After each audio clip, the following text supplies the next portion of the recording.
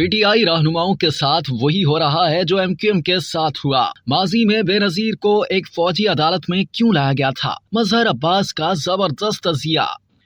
Senior सहाफी और तजिया निगार मजहर अब्बास ने अपने कॉलम बाउनवान इमरान खान हाजिर हूं में मुल्क की मौजूदा सियासी सूरत हाल के पेश नजर माजी के चंद वाकयात का मुख्तसरन तस्करा किया है। वो लिखते हैं कि कराची में उस रोज शहीद मिलत रोड से कश्मीर रोड तक तमाम रास्ते सील कर दिए गए थे। तमाम अखबार नवीसों को स्पोर्ट्स कॉम्प्लेक्स में जाने की इजाजत नहीं थी। फिर भी BBC से वाबस्ता इकबाल जाफरी मरहूम ने कोई टाकरा लगाया और सुबह सवेरे ही अंदर पहुंच गए। वहां एक फौजी अदालत में साबिक वजीर आजम मोहतरमा बेनजीर भुट्टो शहीद को बतौर गवाह लेकर आना था, जहां कम्युनिस्ट लीडर जाम साकी और उनके साथियों पर बगावत का मुकदमा चल रहा था। शायद ही पाकिस्तान की सियासी तारीख में किसी मुकदमे में इतने सियासी रहनुमा बतौर गवाह पेश हुए हों। खान अब्दुल वली खान से लेकर गौस बख्श बजंचो तक खबर की असल अहमियत नजरबंदी के बाद पहली बार बेनजीर भुट्टो का किसी अदालत में पेश होना था। जुल्फिकार अली भुट्टो को फांसी हो चुकी थी। मजहर अब्बास लिखते हैं कि मैं नया इस शोबे में आया था और इस मुकदमे को पहले रोज से कवर कर रहा था, मगर 2 बार फौजी अदालतों में चलने वाले मुकदमात को देख चुका था। एक बार खुद गवाह के तौर पर बुलाया गया PPP के सियासी कारकुन अयाज समूह के केस में, क्योंकि उसकी गिरफ्तारी की तारीख पर और मेरी दी हुई खबर में फर्क था। मगर वो कोर्ट कराची सेंट्रल जेल के पहले फ्लोर पर थी, जबकि अदालत उस कॉम्प्लेक्स में थी जिसको डिप्टी मार्शल लॉ के हेडक्वार्टर में तब्दील कर दिया गया था। बहरहाल सख्त तरीन सिक्योरिटी में उनको पेश किया गया और BBC रेडियो से उनके और अदालत के दरमियान मुख्तसर मुकालमा सुनाया गया। बेनजीर ने तवील बयान रिकॉर्ड कराया और जाम साकी और दीगर कॉमरेड का दिफा किया, बगावत के मुकदमे को मुस्तरद किया और माशाअल्लाह को मुल्क के लिए नुकसानदेह करार दिया। उन्हें खुद कई बार सिविलियन कोर्ट और इंसदाद दहशतगर्दी की अदालत में पेश किया गया। कराची और सक्खर जेल का भी तजर्बा रहा। साबिक वजीर आजम नवाज शरीफ पर 12 अक्टूबर 1999 को साबिक सदर और army chief general Parvez Musharraf के जहाज के अगवा का मुकदमा कराची ही की एक खुसूसी अदालत में चलाया गया। मुल्जिमान को, जिनमें शहबाज शरीफ, सईद मेहदी और कई दीगर रहनुमा शामिल थे, APC में लांडी जेल से लाया जाता। जस्टिस रिटायर रहमत हुसैन जाफरी जज थे। राखिब ने यह मुकदमा भी तफसील से कवर किया। इससे पहले 1998 में कराची में गवर्नर राज लगा तो फौजी अदालतें भी कायम हुई और गो के कुछ माह बाद सुप्रीम कोर्ट ने गवर्नर राज को ही गैर आईनी करार दे दिया।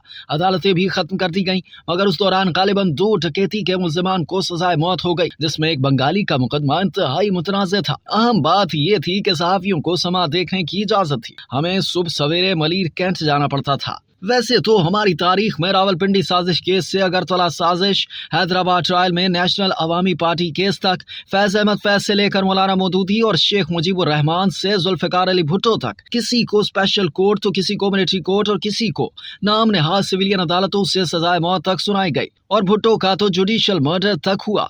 मगर इस बार शायद कुछ मुख्तलिफ होने जा रहा है, और अगर ऐसा होता है तो हम शायद जमहूरियत को मजीद कमजोर या शायद मफलूज कर दे। पाकिस्तान की पार्लियामेंट अगर जमहूरियत सेटअप में एक माजूर वजीर आजम का ट्रायल मिलिट्री कोर्ट में करने के हक में फैसला कर दे तो मुस्तकबिल में सुप्रीम कोर्ट के फैसलों की तरह एक नजीर कायम हो जाएगी। अभी तो खुद आर्मी एक्ट नाफिज करने वालों ने यह फैसला नहीं किया कि 9 मई के काबिल मुज़म्मत वाकयात की साजिश और बगावत का मुकदमा साबिक वज़ीर आज़म इमरान खान पर कायम किया जाए या नहीं, और हो तो किस अदालत में चलाया जाए। मगर कौमी असम्बली ने इसकी इजाजत दे दी है। अगर खान साहब पर मुकदमा मिलिट्री कोर्ट में चलता है तो ये हमारी सियासी तारीख में पहली बार होगा कि किसी साबिक वज़ीर आज़म को मिलिट्री कोर्ट का सामना बतौर मुल्जिम करना पड़े, वो भी बगावत और साजिश में, जिसकी सजा उम्र कैद या फिर मौत भी हो सकती है। इस वक्त तक 9 मई के वाकयात में लाहौर में वाक़या कोर कमांडर हाउस या Jinnah house, GHQ Rawalpindi, radio Pakistan Peshawar पर हमले और शोहदा के मुजस्मों की बेहुरमती पर 70 से ज्यादा अफराद का केसेस सिविलियन अदालतों से मिलिट्री कोर्ट्स मुंतकिल हो चुके हैं, जिनमें बहरहाल तहरीक इंसाफ का कोई मरकजी लीडर शामिल नहीं। मगर पाकिस्तान तहरीक इंसाफ के अरकान असम्बली और सरकर्दा कारकुनों के साथ इस वक्त वही हो रहा है जो 22 अगस्त 2016 के बाद मुत्तहिदा कौमी मूवमेंट के साथ हुआ। वो दिन है और आज का दिन एक तलवार है जो लटका दी गई है। हम शायद आगे बढ़ने को तैयार ही नहीं।